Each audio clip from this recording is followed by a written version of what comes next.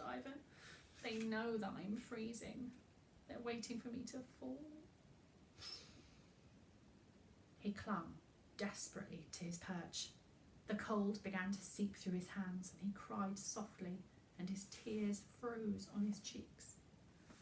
"Farewell, little brother," he whispered. "I can never save you now." His eyes felt heavy, and his head sank slowly until his chin rested on his chest.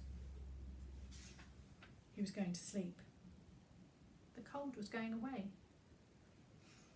He smiled a little. He had only to let go now, and he could sleep and sleep until the end of the world. A startled yelp roused him. He shook his head and looked down. The wolves were scattering in all directions, and in their midst, rearing on its hind legs, was a huge bear. Its terrible claws hissed through the air, and the wolves fell back, snapping. The bear lunged at them, and they turned tail, slipping away between the frozen trees. Ivan cried out joyfully, and they gasped with horror. Bears kill people, and bears can climb. He pulled up his feet, trying to move higher. The bear dropped onto all 4 feet and stood a moment, snarling into the forest. Then, with only an upward glance at the boy, it loped off, melting soon among the shadows of the pines. Stiffly, Ivan climbed down. He peered fearfully all around, but the wolves were gone, and there was no sign of the bear either. All that day, little Ivan walked on. Now and then he'd break off a little of the bread in his pocket and chew it as he walked. And when it began to grow dark, he found another snowdrift and made a cave inside it. He ate more of the bread and snuggled down to sleep. At midnight, he awoke, and it seemed to him that he'd heard a voice. He listened. Outside, the wind was howling. After a moment, he closed his eyes again. "Must have been the wind," he said to himself. "Only the wind." But no sooner had he closed his eyes than he seemed to hear the voice again. He got up, knelt by the hole, and stuck his head out. The cold made him gasp. Ivan screwed up his eyes and peered into the darkness. There was nothing, only the tossing of the pines and the cloud of wind-blown snow. Then, just as he was about to draw his head back inside, he thought he saw a movement under the trees.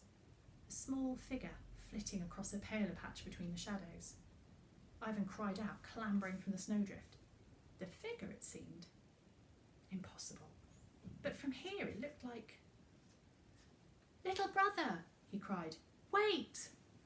He was stumbling through deep snow. As he drew near, the small figure seemed to move back, so that he was always the same distance away from it. "Wait," he cried again. "Don't run away. It's Ivan. I've come to take you home." But now the figure was only a smudge, a shadow in the shadows, and as he watched, it faded and was gone. And he heard laughter in the wind and whirled around, but no one was there. The cold was like knives in his feet, and he looked down at himself through his tears. "My boots," he gasped. "I left them in the snowdrift, and my mittens too. I must go back at once or I'll die." He knew now that the figure in the trees had been Stayek's cruel trick, and the laughter in the wind was Stayek's laughter. But when he looked around, he couldn't tell which way he'd come. He ran first this way, then that, stumbling in the snow, but no way seemed to be the right way. The voice laughed more loudly in the wind. Ivan stopped. He was lost, and he knew that very soon he would fall into a sleep from which he would never awaken. He closed his eyes and was about to sink on the snow when he heard a shrill scream. He jerked round and saw a white shape that flew soundlessly through the trees. As he watched, it settled on a branch and stared at him with great yellow eyes. "Go away, Snowy Owl," he whispered. "Go away and find a mouse to eat. I'm no use to you. I'm no use to anyone." The owl leapt from its perch with a scream, circled his head on velvet wings, and made off through the forest. After a moment, it came back and flew round his head again. "Perhaps," thought Ivan, "it wants me to follow it." He was becoming very weary, but when the great white bird flew away again, he followed. In a few moments he saw the snowdrift in which he'd made his shelter. He fell to his knees by the entrance and crawled inside with the last of his strength. The snowy owl circled the snowdrift once and was gone. When dawn came, Ivan wrapped himself up in his warm clothing and set out again. There was only a little bread left now in his pocket, and he knew he must save it, for he still had far to go. The wind was strong and the snow was deep, and Ivan went very slowly with his head down. All at once he felt the snowdrift, and he cried out. Beneath his feet a great crack opened up, and lumps of snow as big as houses fell into it with a hissing roar. He flung himself forwards, trying to reach the other side. His mittens grabbed at the lip of the crack, but it crumbled and he was falling. Desperately he clutched at a tiny fir tree that grew outwards from the side of the crack. It was so small that he knew it would never hold him. His weight would pull it out by the root, and he'd fall down with the tumbling snow blocks to be buried forever at the bottom of the crack. But the little fir tree held.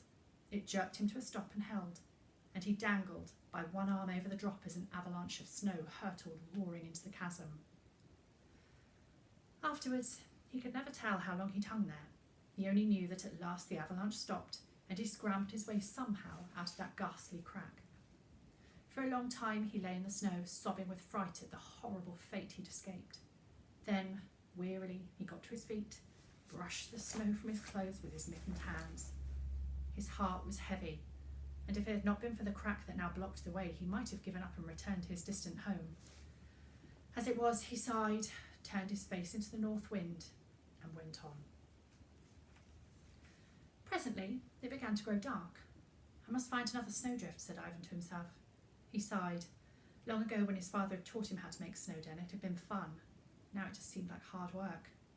Snowdens are quite warm, he thought, but they're not like my little bed at home. The sky was a deep grey, turning black when Ivan found his snowdrift. He fell to his knees and began to scrape out a tunnel with his mittened hands. After a moment he stopped, his head tilted to one side. From far away, carried on the wind, he thought he heard music. He listened. The pine trees creaked and sighed, and the snow powder hissed over the frosty crust. Then he heard it again. It was the sound of a fiddle. Ivan screwed up his eyes and shook his head. No, it's not real. It couldn't be real. It was another cruel trick to hurt him, to keep him from doing what he must do. He began once more to scrape at the snow, whistling a little between his teeth to blot out the sound of the fiddle. But when he stopped, there it was, rising and falling on the wind. He got to his feet and gazed towards the sound, biting his lip. There was a faint glow in the sky beyond the pines, and now he was sure there were voices too. Voices mixed in with the fiddle. He looked down at his unfinished den and then out again towards the glow. It seemed real. All of it. The fiddle, the voices, and the glow. He saw a picture in his mind of people, happy people who laughed and shouted and danced to a fiddle, and suddenly he was overcome with loneliness. He left the snowdrift and began hurrying through the trees, his eyes fixed on that warm, hypnotic glow. He came out of the trees onto a long slope, and there below him lay a village. Lamplight glowed warmly in all its windows and spilled out of open doorways onto a crowded street. Everyone in the village seemed to be out of doors, and when Ivan looked down at the street, he could see why. At the far end of it, someone had built an enormous fire. Its flames rose high into the air, and the snow all around was pink with its glow. Ah, and the music! It wafted in great clouds up the slope, and Ivan had never heard such music. He was weary, but he wanted to dance. He was far from home, and yet he felt like shouting. And up towards him, their laughter spangling the night, came children, a long ribbon of children, hand in hand, running up the hill. When they drew near, they stopped, with their leader smiling, holding out his hand to Ivan. "Come," he said, "tonight's a feast, and you're welcome here." And although it was winter, and although night was cold, these children had on summer clothes, and all the girls wore flowers in their hair. In the village below, the fiddles began a fresh tune. The line of children stirred restlessly like a string of spirited ponies. The boy beckoned, his smile inviting. "Come," he said once more, "my friends would dance." And stepping forwards, Ivan slipped off a mitten and gave his hand. At once they went whirling away across the slopes and down to where the people danced through pools of lamplight on the snow. Ivan, skipping, threw back his head and laughed. The line had reversed itself so that now the last child had become the first and was leading them onto the street. Once in the village, They didn't keep to the street, but began threading themselves like a many-coloured serpent to and fro between the houses. Once their leader took them through a doorway of a house, and Ivan had a glimpse of tables, chairs, and a big tiled stove before he was whirled out again into the night. People were everywhere, but if anyone noticed the stranger in their midst, no one seemed to mind. The music grew louder, and coming round the corner of a house, Ivan saw that they were close to the great fire. In the flames an ox was roasting, and nearby, on upturned barrels, sat the fiddlers. Their bows flashed back and forth across the strings of their fiddles, and they tapped their feet in time to the beaten snow. The line of children circled, forming a ring where the fiddlers in the middle. Round and round they whirled, the firelight dancing in their eyes. Then the circle broke, and the child who'd led them was thrust into the centre among the fiddlers, and the tune changed, and she danced a special dance for them while they went round and round. When her dance was finished, the girl rejoined the circle and the next child was pulled forwards, and the tune changed again. Ivan watched through tears of joy. The cold was gone and the loneliness. What would be the tune, and when would his turn come? Would he know what steps to dance? Round and round and round, the people of the village had stopped their dancing now and were crowding forwards to watch the children. And as they watched, they clapped their hands to the fast, clever rhythm. The boy beside Ivan grinned, winked at him, and leapt into the centre. The child whose dance was done took Ivan's hand. The circle never stopped spinning. "My dance next," cried Ivan. "A few more moments and I'll show you dancing." They whirled on. Ivan gasped as a volley of wind whipped about his legs, unimaginably cold. It scooped up a twist of crystals and spun them about his body. In an instant he was blinded as the stinging powder lashed his eyes. He tore his hands from those of his friends and fell to the ground, clawing at his face. The crystals turned to water, and he blinked them from his eyes. He'd broken the circle. He must get up and take his place, or the dance would be spoiled. Already the fiddlers had stopped playing. He scrambled to his knees and cried out in pain and disbelief. The fire was gone. There was no ring of children, nor any mark upon the snow where they'd been. There were no villagers. The houses lay cold and broken along the empty street. Snow sifted through sagging doors, and the wind moaned in sightless windows, stirring here and there a rag of an ancient curtain. He knelt there in the snow and wept for the pretty phantoms of the dance, his ears becoming ice upon his cheek. And when at last the crying stopped so that he could see again, he saw before him a great black hole in the place where the fiddlers had been. A well, a deep, deep well with smooth sides and black, icy water far down at the bottom of it. And he knew that if his turn had come to dance, then that black water would have closed forever over his head. He got to his feet shuddering, backing away from the well. Was it possible? But they'd been so beautiful.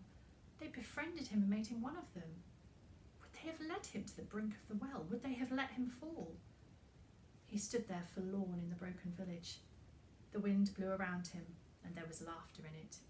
He knew. He turned and ran along the silent street that had no footprint on it but his own, past the last house and out onto the moon-washed slope. His feet sank into the snow and his lungs were bursting, but he did not stop until he topped the slope and plunged deep among the back pines. There he found a snowdrift, burrowed into it and cried softly until sleep came.